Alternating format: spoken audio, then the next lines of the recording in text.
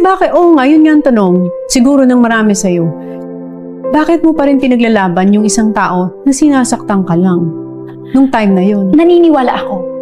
Na magbabago siya? Naniniwala ako sa kanya. Naniniwala ka kasi love mo eh. So parang feeling mo, isa pang umano sa akin is kinasal kami. So parang feeling ko, nung time na yun, na kailangan kong ipaglaban ganito pag wife. Kailangan gawin ko yung part na to. Pero hindi ako nagsisi ate kasi nagawa ko yung part ko.